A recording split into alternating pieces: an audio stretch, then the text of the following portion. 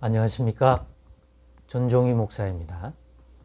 3월 11일 수요일 매일 성경 묵상입니다. 요한복음 12장 1절로 11절입니다.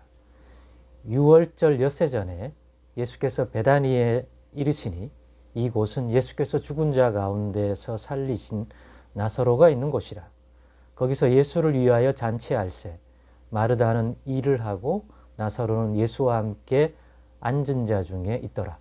마리아는 지극히 비싼 향유 곧 순전한 나드 한 근을 가져다가 예수의 발에 붓고 자기 머리털로 그의 발을 닦으니 향유 냄새가 집에 가득하더라. 제자 중 하나로서 예수를 잡아줄 가룟 유다가 말하되 이 향유를 어찌하여 300데나리온에 팔아 가난한 자들에게 주지 아니하였느냐 하니 이렇게 말함은 가난한 자들을 생각함이 아니요 그는 도둑이라 돈괴를 맞고 거기 넣는 것을 훔쳐 가밀어라. 예수께서 이르시되 그를 가만두어 나의 장례할 날을 위하여 그것을 간직하게 하라. 가난한 자들은 항상 너희와 함께 있거니와 나는 항상 있지 아니하리라 하시니라.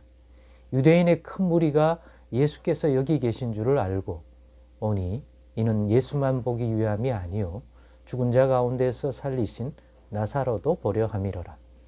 대제사장들이 나사로까지 죽이려고 모의하니 나사로 때문에 많은 유대인이 가서 예수를 믿음이로라. 아멘. 네, 오늘은 솔직히 어떤 마음이었습니까? 솔직히 어떻게 생각하셨습니까? 라는 의미의 이 제목을 가지고 말씀 묵상을 나누도록 하겠습니다. 무엇에 대하여 그런 마음, 솔직하게 든 마음, 생각을 묻는 것이냐 하면 바로 이 두 사람의 오늘 본문의 이 모습에 대해서입니다. 또 그들이 향한 언행에 대해서입니다. 하나는 마리아입니다. 죽었다가 예수님이 다시 살리신 장사 짓는 바 된 나사로를 살리셨는데 그 나사로의 누이된 마리아가 행한 일이죠. 또 하나는 마리아가 행한 일을 지켜보던 예수님의 제자 중 하나였던 가룟 유다의 반응입니다. 그럼 마리아는 어떤 행동을 했습니까? 오라비 나사로를 살려주신 이후에 예수님을 만나서 예수님께 본문대로 말하면 지극히 비싼, 그냥 단순히 비싼 게 아니에요. 지극히 비싼 향유, 옥합, 나드 한 근을 전부 예수님의 발에 붓고 자신의 푼 머리 풀었겠죠. 긴 머리를 풀고 그 머리카락으로 예수님의 발을 닦아 주신 겁니다. 지극히 비싼 향유예요. 그 자체로 봐도 지극히 비싸. 부자가 봐도 결코 작은 액수가 아닐, 쉽지 않을. 더군다나 베다니에 사는 사람들은 대부분 가난한 사람이고 예루살렘에 거주하는 사람들 입장에서는 지금의 기준으로 봤을 때는 생활 수준이 확 떨어지는 사람들인데 그런 사람들에게 이 나드, 순전한 나드 향유 한 근은 정말 지극히 비싼 거죠. 정말 이렇게 그냥 한순간에 부어서 누군가에게 발을 닦는다든가 이런 것은 말도 안 되는 소리죠. 말도 안 되는 소리죠. 그런데 이 마리아가 그 행위를 한 거예요. 그러니까 상식선에서는 행할 수 없는 행위인 거예요. 그것을 지켜보고 있는 대다수의 사람은 어쩌면 오늘 본문에 등장하고 있는 가룟 유다, 물론 사도 요한은 이걸 기록하면서 전달하면서 나름의 평가를 붙여놓고 있기 때문에 그것을 읽는 우리는 그 내용으로 인하여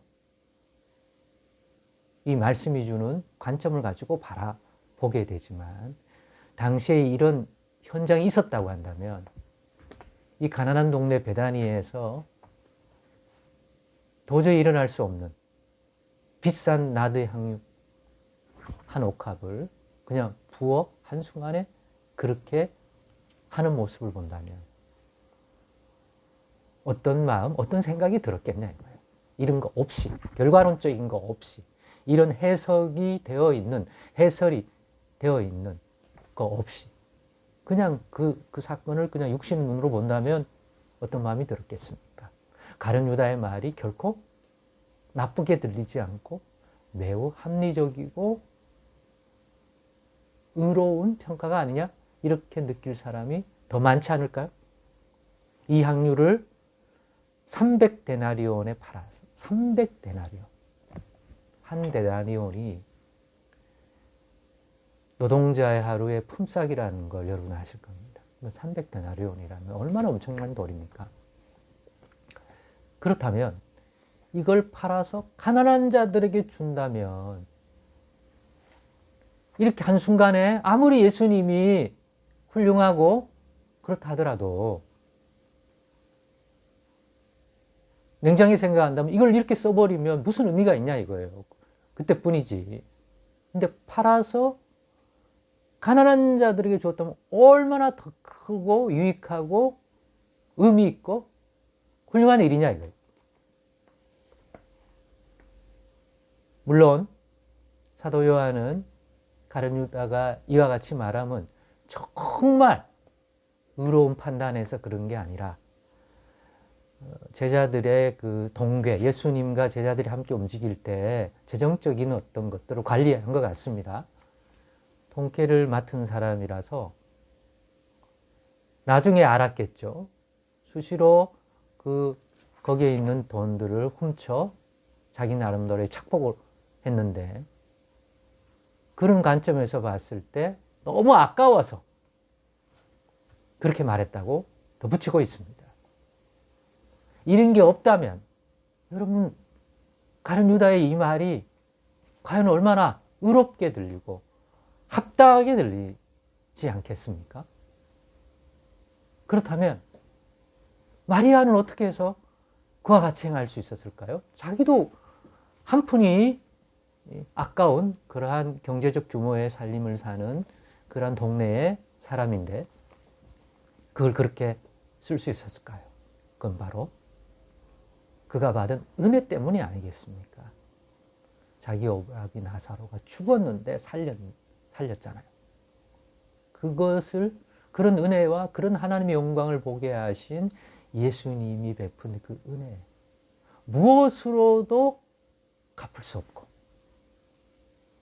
거기에 보응된 어떤 것도 그보다 그 받은 은혜를 표할 만한 게 없는 건데 찾아보니 그나마 받은 은혜 감격에 그나마 할 수 있는 가장 자기가 할 수 있는 자기가 가지고 있는 이 모든 것들을 다 동원해서 생각할 때 물질적인 것은 나드, 향유, 한 근 그리고 취할 수 있는 행동 여인으로서 자기의 머리를 풀어 긴 머리에 그 향유를 받아 한 것. 그러니까 자기가 가지고 있는 할 수 있는 모든 것 중에서 가장